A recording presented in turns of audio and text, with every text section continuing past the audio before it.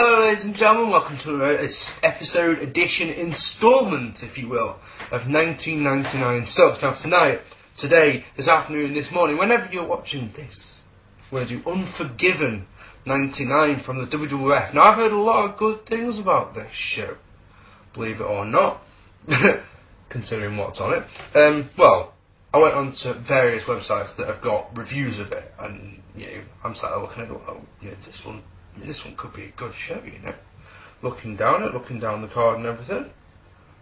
Of course, these people are idiots and it's completely wrong, but remembering, you know what's on this show, you know what's coming. If you know your WWF history, you know what's coming from this one. So, we started off, Venis defeating Steve Blackman in an absolutely terrible match. So boring. It's half a star, and that's being generous, but kind of boring. The only things of note on this one, right, from the actual match, was a nice spine buster by Steve Blackman and the money shot getting the win for Venis.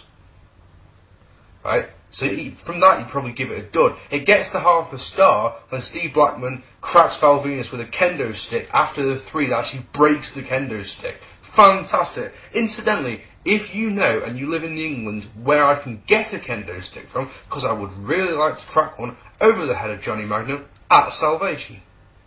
Anyway, EMTs come out. Blackman gets in the face of the head of security, who also comes out with the EMTs, and the head of security takes out Blackman, takes him down. That was nice. So yeah, that was crap.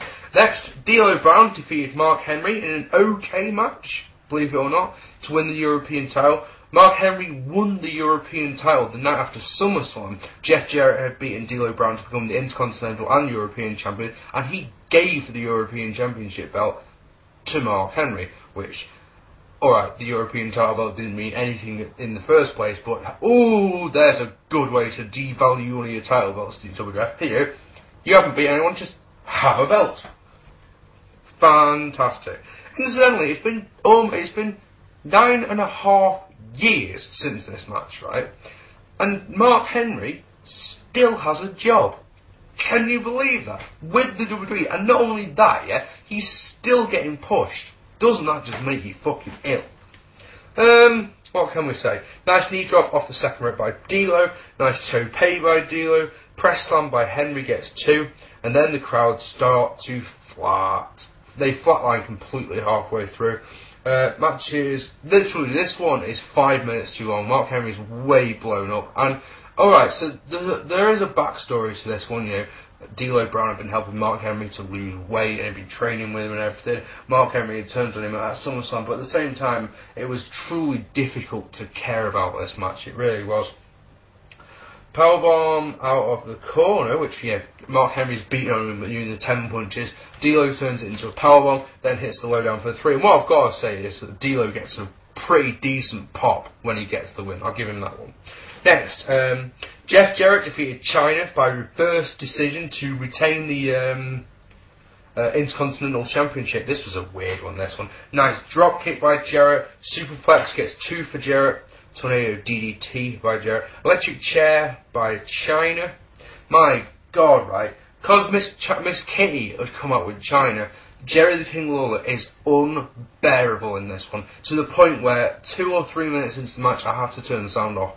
Because everyone knows that Lawler gets on my nerves. It's not as bad these days, but holy shit, he's sitting going, here kitty, kitty, kitty, kitty, kitty, here kitty, kitty, kitty. And it's just like, will you shut the fuck up? It's your bloody wife, for God's sake.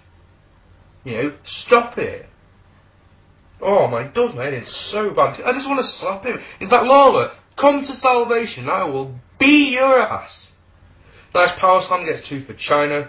Chyna reverses a Rana into a sit-down bomb. Chyna then uses a chair and doesn't get disqualified, which is weird. Ref gets bumped. Fabulous Moolah and Mae Young, who have been sitting at ringside, get in the ring and start beating on Jarrett.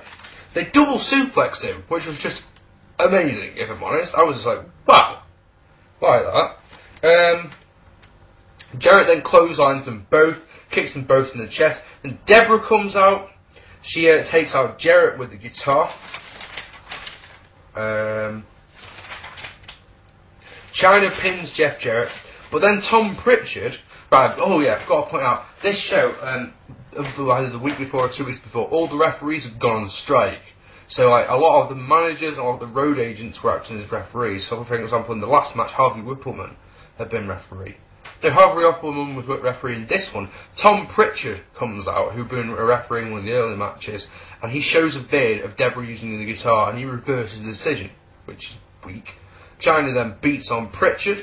What did I give that one? I gave one 2 stars. Because the thing about that match is that everything Jarrett did was either nice, good, or pretty damn fantastic, yeah?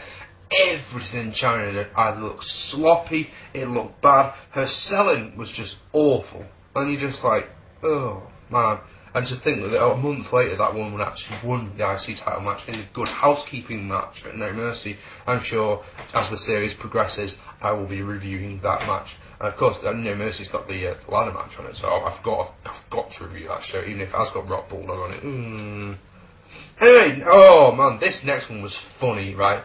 The Acolytes defeated the Dudley Boyz in an absolutely terrible match. It was funny as fuck. Bull was doing his stuttering gimmick, you know, like that was going to get them over. It's funny when you think about, right, that this was in September, right? By January, they were wearing the combats and they were so over with the crowd, but at this point, no one cared. I think that this was their first pay-per-view appearance, if I'm not mistaken, and damn. Anyway, listen to this, right? Suplex by Bradshaw gets 2 to literally no reaction. You could have heard a pin drop in that arena. He does a suplex and literally the crowd don't pop, the crowd don't go, oh! It's nothing. And you're like, oh, that was weird. Fall away slam gets 2 for Bradshaw. No reaction. Super belly to back suplex on Devon Dudley by Bradshaw. Literally no reaction whatsoever. Yeah, the crowd are so uninterested in this match. It's unbelievable. I've never ever known anything like it on a WWF pay-per-view that I've watched before or since. A match where the crowd literally are sat on their hands going, well, fuck off. You know. And you can see people wandering off up the stairs going, fuck this, I'm going to get a pint. Do it. It was, oh man, I'm sat there laughing my ass off. Stevie Richards comes out, he hits a super kick on Devon. Farouk gets the pin.